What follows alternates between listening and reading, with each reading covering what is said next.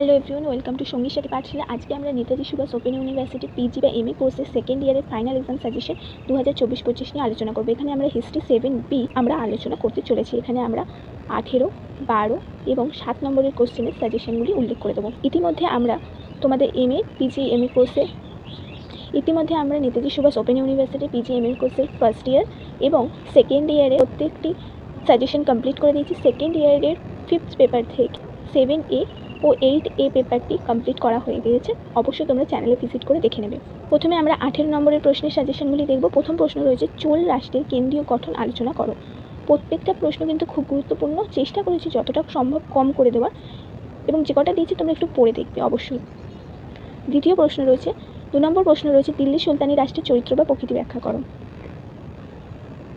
3 নম্বর প্রশ্ন, ভক্তি আন্দোলন সম্পর্কে বিবরণ উল্লেখ করো। 4 নম্বর, রাজপুত সমাজে বর্ণ ও জাতি ব্যবস্থা সম্পর্কে পরিচয় দাও। 5 নম্বর প্রশ্ন, খ্রিস্টীয় 5ম শতাব্দী থেকে ত্রয়োদশ শতাব্দীর সময়কাল পর্যন্ত ভারতে আঞ্চলিক শক্তিগুলির উদ্ভব সম্পর্কে ব্যাখ্যা করো।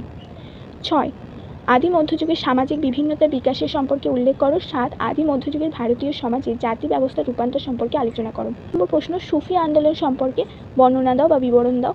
9 নম্বর প্রশ্ন, খালিফার সাথে দিল্লি সুলতানি সম্পর্ক বিশ্লেষণ করো। 10 নম্বর প্রশ্ন, সপ্তদশ শতকের প্রথম ভাগে রাজনৈতিক ইতিহাসে হর্ষবর্ধনের ভূমিকা মূল্যায়ন করো। তাকে কি এই সময় পর্বের শেষ মহান সাম্রাজ্যের স্থাপক বলা যায় বা স্থপতি বলা যায়, উল্লেখ করো। খুব গুরুত্বপূর্ণ প্রশ্ন। দক্ষিণ পশ্চিম ভারতে আঞ্চলিক সাহিত্যের বিকাশে ভক্তিবাদী ধর্মীয় আন্দোলনগুলির প্রভাব আলোচনা করো। 12 নম্বর প্রশ্ন, বিজয়নগর সাম্রাজ্যের আর্থিক সামাজিক অবস্থা বিশ্লেষণ করো। 13 নম্বর প্রশ্ন, রাজস্ব ব্যবস্থা নিয়ে বিজয়নগর সাম্রাজ্যের শাসন ব্যবস্থা সম্পর্কে আলোচনা করো। 14 নম্বর প্রশ্ন, খ্রিস্টীয় 5ম থেকে দ্বাদশ শতক পর্যন্ত হিন্দু ধর্মের রূপান্তরের ইতিহাস বর্ণনা করো। 15 নম্বর প্রশ্ন, গুপ্ত পরবর্তী বাংলার সামাজিক অবস্থার বিবরণ দাও। 16, গুপ্ত পরবর্তী যুগে ভারতের রাজনৈতিক অবস্থা সম্পর্কে আলোচনা করো। 17 নম্বর প্রশ্ন, আদি মধ্যযুগে আঞ্চলিক ভাষা ও সাহিত্যের ক্রমবিকাশ সম্পর্কে বিস্তারিত আলোচনা করো।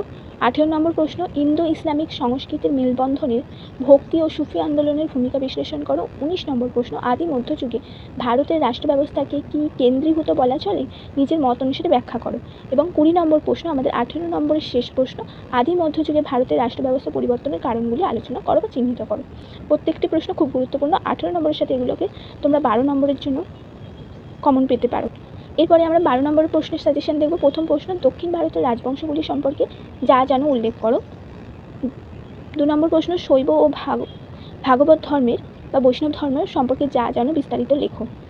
3, আদি মধ্যযুগে ভারত সম্পর্কে বর্ণনা দাও। 4, রাজপুত সমাজের সতীদাহ প্রথা সম্পর্কে সংক্ষেপে আলোচনা করো। 5, রাজপুত জাতির উদ্ভব ও তাদের বিভিন্ন গোষ্ঠী সম্পর্কে লেখো। 6, বেদান্ত দর্শন বলতে কী বোঝো, এই সম্পর্কে যা জানো লেখো। 7, ত্রয়োদশ শতকে ভারতীয়রা ইসলামকে কীভাবে গ্রহণ করেছিল আলোচনা করো। 8 নম্বর প্রশ্ন, আদি মধ্যযুগে ভারতের জ্যোতির্বিদ্যা ও বিখ্যাত জ্যোতির্বিদদের সম্পর্কে বিস্তারিত আলোচনা করো বা প্রবন্ধ লেখো। প্রত্যেকটি প্রশ্ন কিন্তু খুব গুরুত্বপূর্ণ। 9, আদি মধ্যযুগে বৈষ্ণব ধর্মের বিকাশের মূল দিকগুলি আলোচনা করো। 10 নম্বর প্রশ্ন, দিল্লির সুলতানি সামাজিক শ্রেণীবিন্যাস সম্পর্কে লেখো। 11 নম্বর প্রশ্ন, আদি মধ্যযুগে ভারতের সামাজিক কাঠামো পরিবর্তনের ক্ষেত্রে মূল চালিকা শক্তিগুলি কী ছিল, চিহ্নিত করো। 12, প্রাচীন ভারতের সৃজনশীল সাহিত্য সম্পর্কে ব্যাখ্যা করো। 13, পাল রাজা ধর্মপাল ও দেবপালের রাজনৈতিক সাফল্য মূল্যায়ন করো। 14 নম্বর প্রশ্ন, 7ম শতকে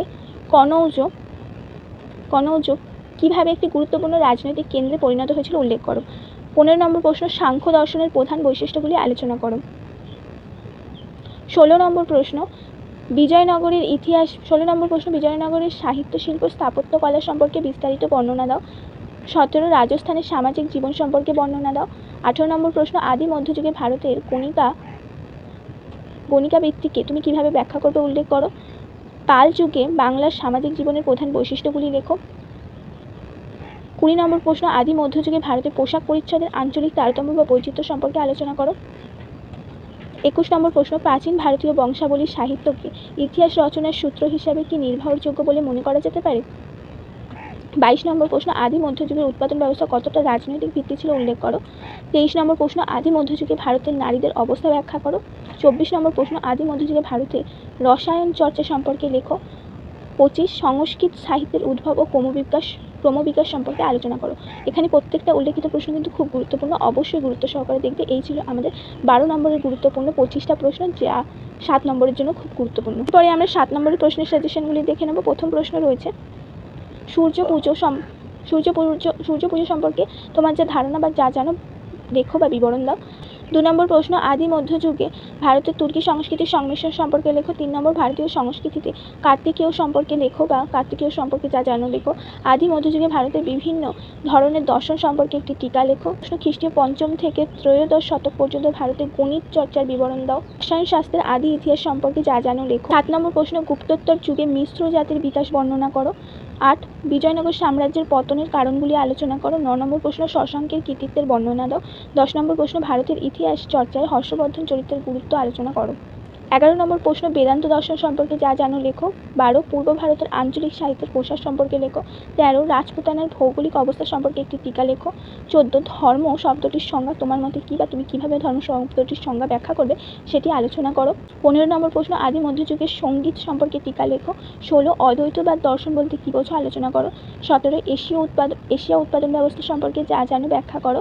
18 গুপ্তোত্তর যুগ বা গ্রামীণ বাংলার সামাজিক অবস্থা সম্পর্কে টিকা লেখো। 19 নম্বর প্রশ্ন 7ম শতকের গৌড় সাম্রাজ্যের ভূ ঐতিহাসিক অবস্থা সম্পর্কে আলোচনা করো বা লেখো। 20 নম্বর প্রশ্ন হিউয়েন সাং কীভাবে পুনর্বর্ধন গৌড় ও কামরূপকে চিহ্নিত করেছিলেন আলোচনা করো। 21 নম্বর প্রশ্ন সুফি আন্দোলনে চিশতি সুরবদি সিলসিলার ভূমিকা লেখো। এ.আই.ই জাহানদারিতে বর্ণিত রাষ্ট্রচিন্তার প্রধান বিষয়গুলির বর্ণনা দাও। 23 নম্বর প্রশ্ন পীর প্রথা সম্পর্কে টিকা লেখো। 24 নম্বর হরিকেল সম্পর্কে টিকা লেখো। 25 নম্বর প্রশ্ন ভারতের আদি মধ্যযুগে আয়ুর্বেদ সম্পর্কে তুমি যা জানো লেখো। এই ছিল তোমাদের 25টি 7 নম্বরের গুরুত্বপূর্ণ প্রশ্নের সাজেশন। এছাড়া আমাদের চ্যানেলে ভিজিট করলে তোমরা তোমাদের ইয়ারের বা সেকেন্ড ইয়ারে 5th 6th 7A 8A সাজেশনগুলি দেখে নিতে পারবে।